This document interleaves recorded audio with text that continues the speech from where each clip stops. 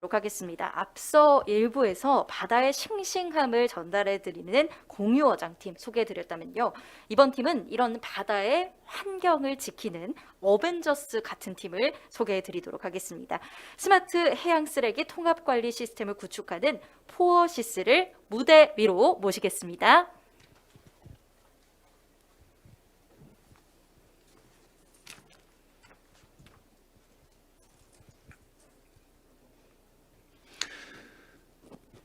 네, 시작하도록 하겠습니다. 네, 바다를 잘 아는 사람들이 만들어가는 스마트 해양 쓰레기 통합 관리 시스템, 주식회사 포시스의 대표이사 원종화입니다. 우리 지구는 대부분의 바다로 이루어져 있습니다. 그리고 이 바다의 균형을 이루는 작업들도 바다가 해왔습니다. 그래서 지구 열평형의 근원, 그 다음에 기후 변화의 열쇠는 바로 바다라고 말씀드릴 수 있겠습니다.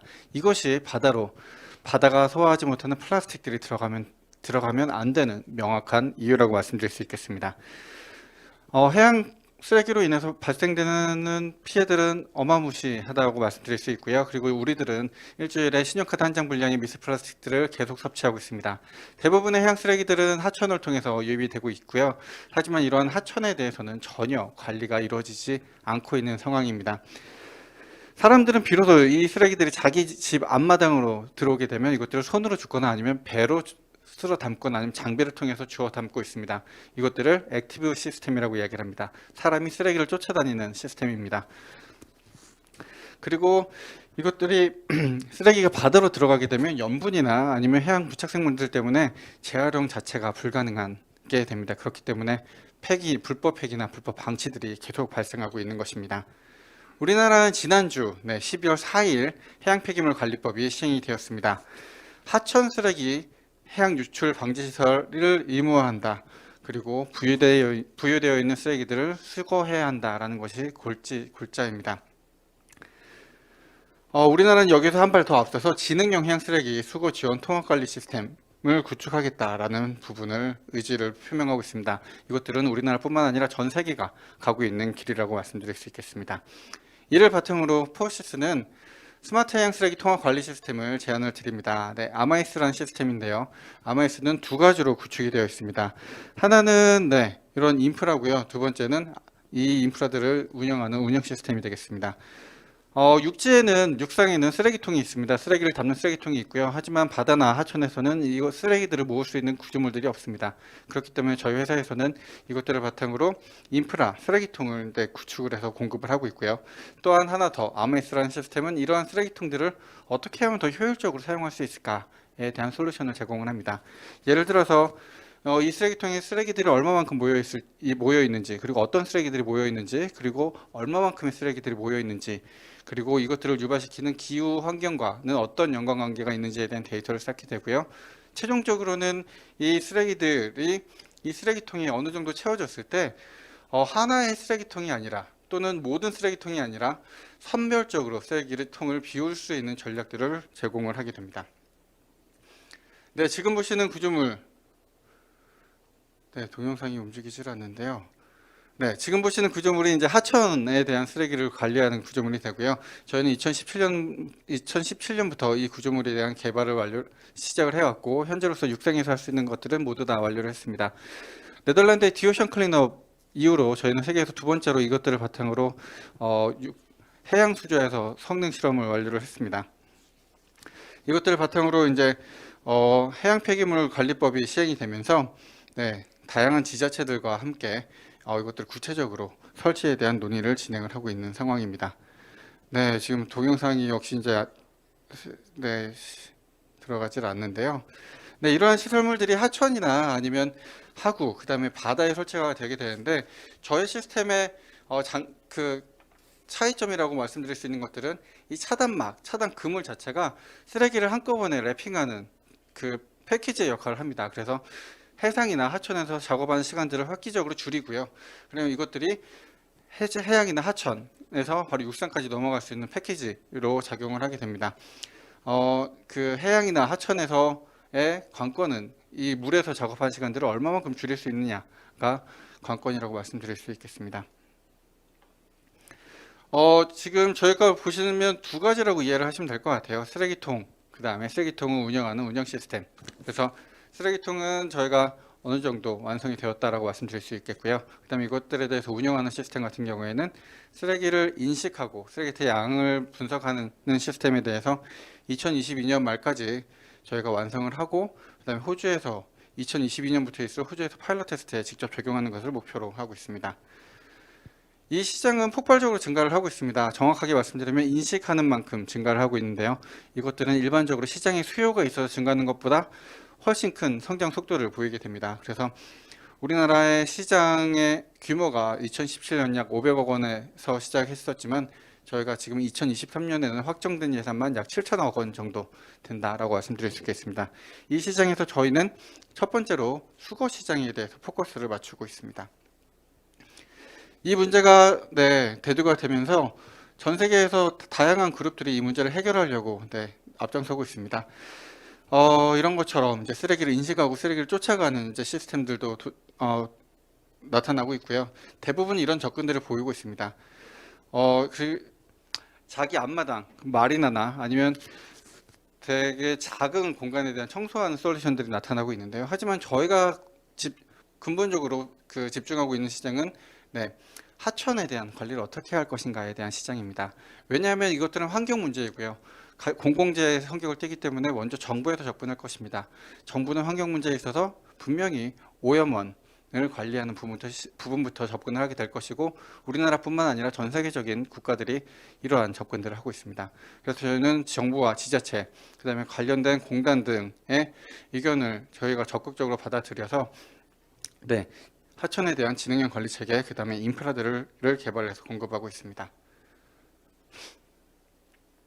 저희 비즈니스 모델입니다. 저희는 정부와 이것들을 수거하는 업체 사이에서 B2B 비즈니스를 하는 것을 저희 목표로 하고 있고요. 궁극적인 가치는 해상 쓰레기 운반 업체, 수거 업체의 비용을 획기적으로 줄여주는 것입니다. 하지만 이러한 시장이 지금 현재로서 시작이 되는 시장이기 때문에 시스템을 도입을 하고 인프라를 도입하는 B2G 시장에서도 저희가 활동을 하고 있습니다. 그리고 하나 더는 요즘 플라스틱을 생산을 할 때 재활용 플라스틱을 넣게 법제적으로 규정이 되어 있습니다. 해양 플라스틱도 당연히 그 방향으로 갈 것이고요. 그래서 저희는 이 분야에 있어서 그 해양 플라스틱을 전처리함으로써 재활용 재료로 사용할 수 있는 재활용 원자재를 공급하는 비즈니스 모델도 역시 가져가고 있습니다. 단기적으로 볼 수 있는 시장입니다. 저희는 올해 조달청의 혁신 시제품으로 선정이 되어서요. 인천항만공사에 올해 말 또는 내년 초 정도에 저희 시설이 공급이 될 것이고요. 3년 동안 독점 공급권을 갖습니다. 그리고 지금 그 법안이 실행이 되면서 이제 구체적으로 논의되고 있는 지자체들이 충남, 그다음에 전북, 군산, 그다음에 경남, 창원들이 있고요. 그다음에 내년 중반기에는 최초로 이제 바다에 설치될 사이트가 전남 여수로 보이고 있습니다. 그래서 저희는 내년에는 약 25억 원 매출, 23년까지는 누적 231억 원 정도의 매출을 목표로 하고 있습니다. 저희가 가져가고 있는 시장의 시어는 약 80% 정도를 목표로 하고 있습니다. 저희는 시작에서부터 해외 시장을 목표로 시작을 했습니다. 그래서 2019년에 호주에서 먼저 저에게 연락을 주셔서 공동 연구 개발을 수행을 하고 있고요. 내년부터는 우드사이드, 이제 우리나라 가스공사 같은 기관입니다. 우드사이드에서 파일럿 테스트에 대한 전액 비용을 스폰서십을 하면서 약 20억 원 정도 스폰서십 하면서 3년 동안 연구 개발과 파일럿 테스트를 수행할 예정입니다. 그 다음에 지금 정부의 기조 중에 가장 또 중요한 외교 정책 중에 하나가 신남방 정책입니다. 신남방 정책이 지금 7개의 꼭지로 이루어져 있는데요. 그 중에 또 중요한 하나의 꼭지로 해양 쓰레기 부분이 들어가 있고요. 다양한 제안서들이 들어가 있어요. 해양 쓰레기 부분에. 하지만 민간 기업으로서는 저희가 유일하게 제안서에 포함이 되어서 적극적으로 추진이 될 것이다 라고 확신하고 있습니다. 저희가 보고 있는 시장은 두 개입니다. 쓰레기를 배출하는 국가, 그 다음에 환경에 대한 비용을 지불할 수 있는 국가. 그래서 유럽이나 북미 쪽이 이제 후자가 될 것인데요. 그래서 저희는 11월부터 유럽 시장에 대한 분석을 노르웨이 2개의 기관과 함께 들어가기 시작했습니다. 저희는 2017년부터 약 30억 원의 R&D 펀딩을 했고요. 이거는 정부의 정책과 온라인이 잘 맞아 들어가고 있다. 그리고 저희의 연구개발 능력을 인정받았다라고 말씀드릴 수 있겠습니다. 내년 매출은 약 37억 원 정도로 보고 있습니다. 해양 쓰레기 통합 관리 시스템에 에서 약 25억, 그다음에 저희가 가지고 있는 기술에서 약 12억 원 엔지니어링 서비스가 발생할 것이라고 보고요. 네, 2022년 말부터는 해외 진출을 목표로 하고 있습니다. 그래서 25년에는 약 1,900억 원 정도 매출을 목표로 하고 있습니다. 저희가 굳이 가져가려고 하는 모델은 최종적인 모델은 이런 모델입니다. 저희가 설치된 구조물, 그다음에 저희 시스템에서 어떤 쓰레기가 얼마만큼 발생을 하고 있고 이 쓰레기는 어디에서 왔으며 그래서 연간 얼마가 발생을 한다. 지금 우리나라에서 발생하고 있는 해양 쓰레기의 양은 모두 추정입니다. 전 세계 모두 다 추정입니다. 이것들을 정확하게 집계할 수 있는 시스템이 없는 상황입니다. 우리나라는 손으로 다 집계를 하고 있어요. 그래서 저희는 그것들을 집계하는 플랫폼이 될 것이고요. 이 데이터가 왜 중요한지는 정책적인 기반이 될 것이고, 한 예로서는 낙동강 수계를 예를 들자면 낙동강에 발생하는 쓰레기에 대한 비용을 경남도, 그 다음에 부산만 부담을 하고 있어요. 경북 같은 경우에는 우리는 쓰레기 발생하지 않기 때문에 내지 않겠다라는 기조를 유지를 하고 있거든요. 그런 부분에 대한 정책적인 전략들이 구체적으로 세워질 수 있는 기본적인 데이터가 될 것입니다. 저희는 해양 엔지니어링 환경 전문가 14명으로 구성이 되어 있고요. 박사, 기술사, 석사들이 대부분을 이루고 있습니다. 국내에서 이제 경험하고 공부했던 친구들이 있고요. 저는 해양환경공단, 그 다음에 총리실 산하의 국가난제 프로그램의 해양쓰레기 부분 정책위원으로 활동을 하고 있고, 해외 학회에서도 해당 부분에서 전문가로 활동을 하고 있습니다. 네, 저희가 투자는 약 8억 원 정도를 목표로 하고 있었는데 지금 그 폐기물 관리법이 시행이 되고 그다음에 신남방 정책 때문에 이 투자 규모를 조금 확정해서 잡을 논의를 지금 내부적으로 진행을 하고 있습니다. 네, 이상입니다. 감사합니다. 네, 포어시스의 발표 잘 들었습니다. 역시 현장에 계신 심사위원분들의 질의를 받고요. 온라인으로 보고 계신 패널분들도 질의를 남겨주시면 제가 대신 질문 전달해 드리도록 하겠습니다. 먼저 심사위원분들의 질문, 네, 먼저 프렌드 투자 파트너스 김명진 이사님 질문 부탁드리겠습니다. 네, 설명 잘 들었습니다. 우선 첫 번째 제가 궁금한 게 크게 나누면 우리가 이제 운영하는 그 소프트웨어 솔루션 그 부분이 있고 저기 사진에 나와 있는 저 하드웨어라고 표현을 할 수 있는 저 장치로 크게 네. 나뉘어지는 거잖아요. 네, 맞습니다. 여기서 이제 제가 질문 드릴 게 일단 그 솔루션 부분과 저 장치 부분 뭐 제 표현이 어떻게 해야 될지 모르겠지만 장치 부분에 대한 뭐 어떤 개발이라든지 이런 특허 관리들은 다 지금 어떤 식으로 되어 있는지 궁금하거든요. 네. 특허는 저희가 기술 그룹이다 보니 저희는 저 개인적인 특허, 지금까지니까 연구자나 기술자로서 지내오면서 가졌던 저의 특허만 한 50건 정도가 됩니다. 하지만 이제 저희 회사에서 이 관련된 사업으로 특허 등록은 지금 현재 6건이 되어 있고요. 출원은 9건이 되어 있습니다. 그래서 매년 특허는 한두 건씩, 그다음에 출원은 한 4-5건씩 나가고 있는 상황입니다. 특허가 지금 한국인가요? 아니면 외국에도 지금 되어 가는 중인가요? 어떻게 돼요? 한국만 지금 되어 일단 있습니다. 한국만 되어 있고 결국에는 이게 우리 한국 시장만 바라보는 게 아니잖아요. 네, 맞습니다.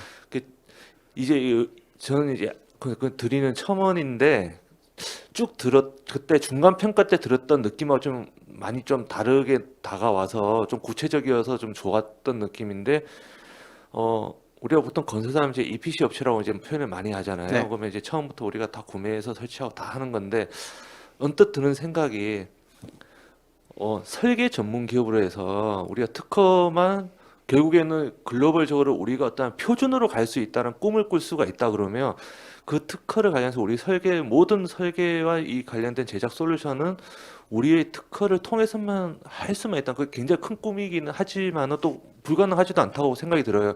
그 특허만 확실히 기술만 있다고 하면 그런 방향으로 가면 지금 말씀하셨듯이 이제 우리가 장치도 이제 제작을 해야 되고 발주도 줘야 되고 물론 우리 스스로 제작을 하지는 않을 수도 있겠지만은 관련된 비용들이 상당히 초기 비용이 좀 많이 들어갈 거라는 생각이 언뜻 들어가지고 방금 그래서 이제 펀딩 계획도 좀 금액을 갖다 상향시킨다는 고민을 하신다고 했는데 지금 모르겠어요. 차라리 방향을 좀 그쪽으로 더 포인트를 둔다고 하면 어쩌면 좀 시간이 더 걸릴 수는 있겠지만은 결국에는 굉장히 더 그 핵심을 가져갈 수 있지 않을까 그렇게 생각이 되는데 한번 그 대표님의 좀 그런 향후 비전이 될 수도 있지만은 그런 부분에 대해서 한번 의견을 한번 듣고 싶습니다. 네. 일단 아까 처음에 말씀드렸던 부분 중에 중간에 말씀드렸던 부분 중에 인천항만공사 그러니까 조달청 혁신 시제품으로 선정이 되면서 저희 제품이 혁신 시제품 해양 쓰레기 차단 시설에 그 하나의 표준으로 올라가 있는 조달청에 들어가 있는 상황이고요.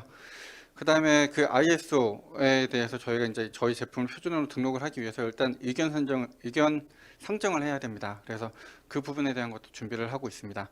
그리고 이제 두 가지로 볼 수가 있는데요. 하나는 인프라, 그다음에 두 번째는 운영 시스템 이렇게 두 가지로 볼 수가 있는데 인프라에 대한 부분들은 저희가 아무리 특허를 걸고 뭐 그렇게 한다 하더라도 그 진입 장벽이 뭐 길게 간다고 하면 한 10년, 뭐 7, 8년 정도 잡을 수 있을 거라고 봅니다. 사실 인프라 같은 경우에 특허를 잡더라도 사실 현장에서 우리나라도 그렇게 성장을 해왔기 때문에 현장에서 이것들을 직접 계측하고 모방하는 작업들이 가능합니다.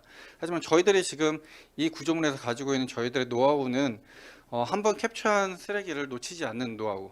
그 다음에 지금 전 세계에서 두 개의 그룹만 가지고 있는 데이터들이 있어요. 네덜란드 디오션 클린업과 저희만 가지고 있는 데이터가 있는데 이거는 물에 떠 있는 쓰레기들이 어떤 움직임을 유발하고 어떤 하중들을 유발시키는지에 대한 것들은 디오션 클린업과 저희밖에 없는 데이터입니다.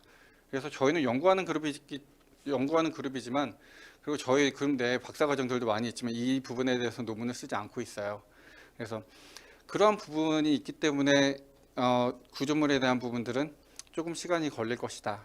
그렇지만 언젠가는 잡힐 것이다라는 거는 저희 염두에 두고 개발을 진행하고 있지만 하나 더 명확한 거는 시스템에 대한 장악이 필요하다. 오퍼레이션 시스템에 대한 장악이 필요하다.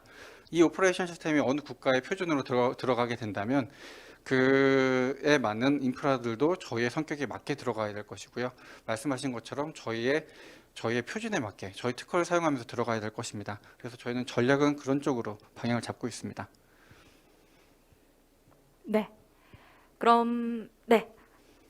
N15 박한별 센터장님, 네, 질문해 주시기 바랍니다. 네, 저 두 가지만 질문을 좀 드리겠습니다. 일단 저 하천, 그러니까 그 쓰레기를 수거하는 저 디바이스라고 표현을 한다면 저게 그 하천의 사이즈나 어떤 그 지역에 따라서 커스터마이징이 되는 건지 아니면 일종의 규격화가 돼서 이제 제작을 하고 그걸 수량을 늘리셔서 이제 하시는 건지 그 부분이 첫 번째로 좀 궁금하고요.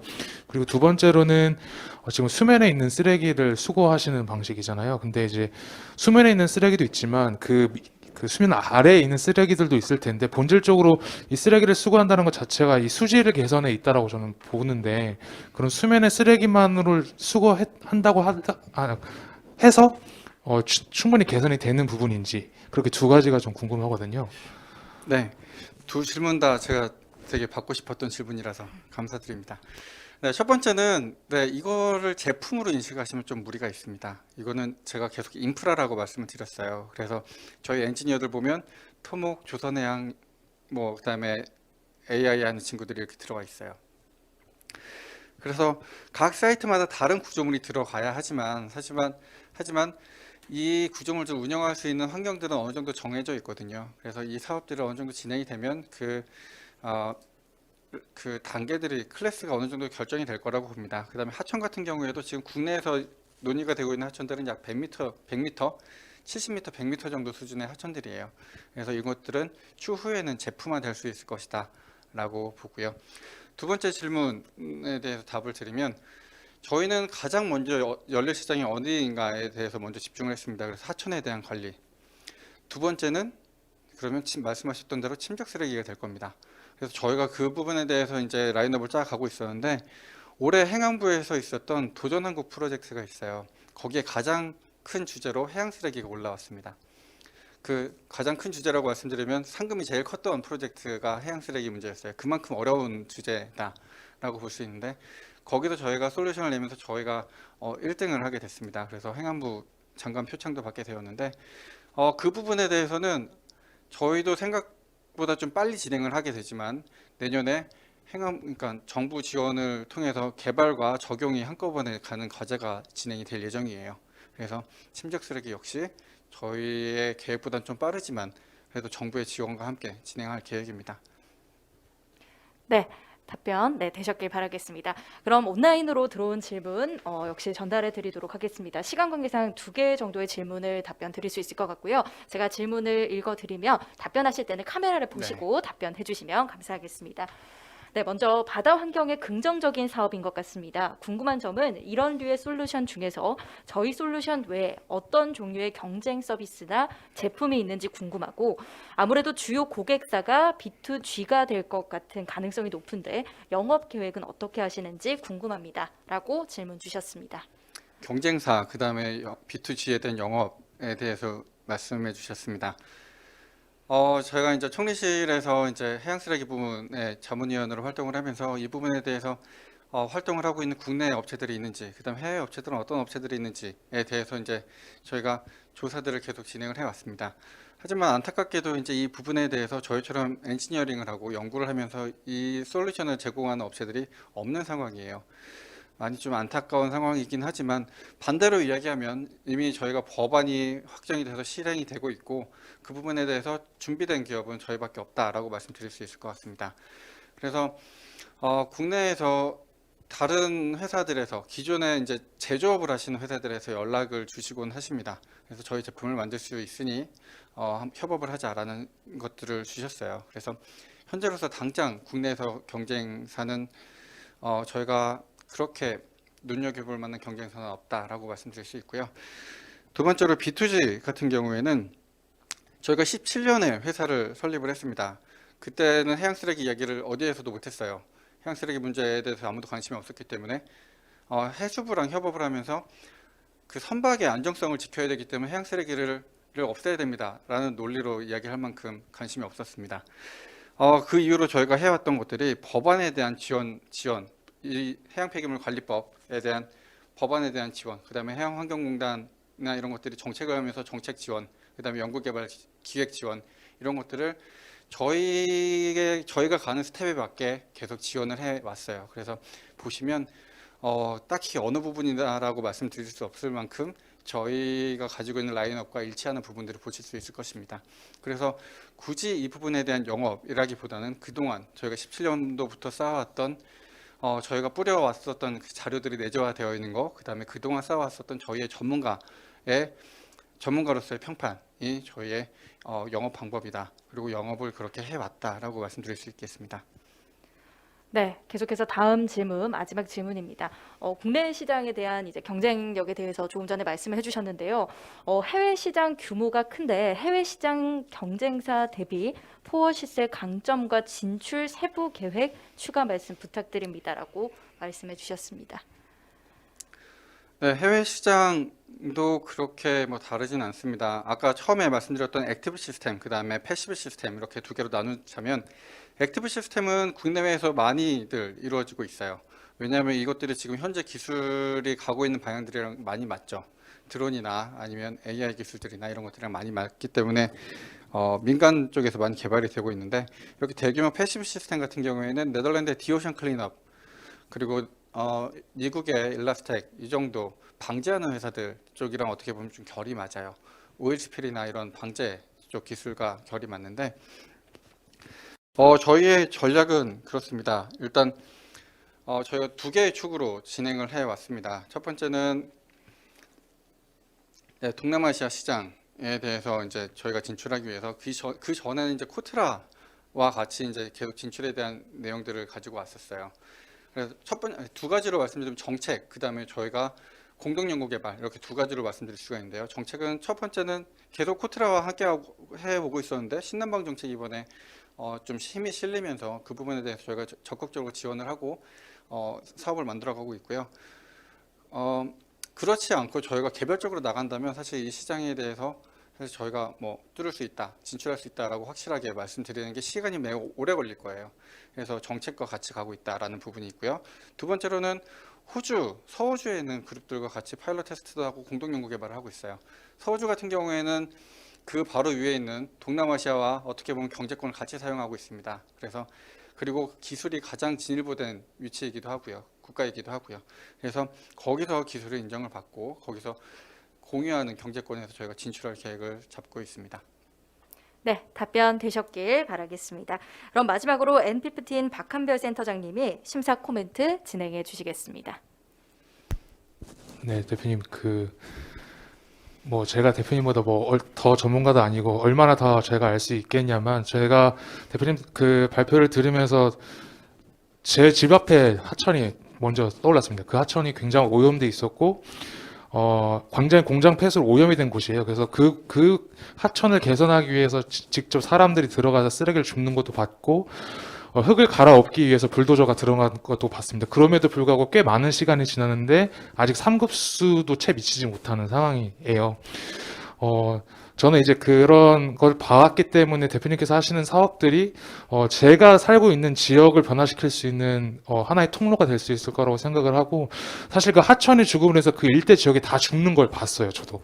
그래서 다분히 이게 그냥 전 세계적으로, 전 지구적으로 어떤 바다 생태계를 개선하고 살리는 것뿐만 아니라 지역의 생태계를 살리는 역할도 같이 할 수 있다라고 저는 생각합니다. 그러한 측면에서 대표님의 사업을 계속적으로 응원하고 좀 이렇게 잘 알려지지 않은 그런 하천들도 돌아봐 주시면서 좀 같이 관리를 해주시면 감사드리겠습니다. 네, 감사합니다. 네, 센터장님 말씀 잘 들었습니다. 수고해 주신 푸어 시스템에게 다시 한번 박수 부탁드리겠습니다.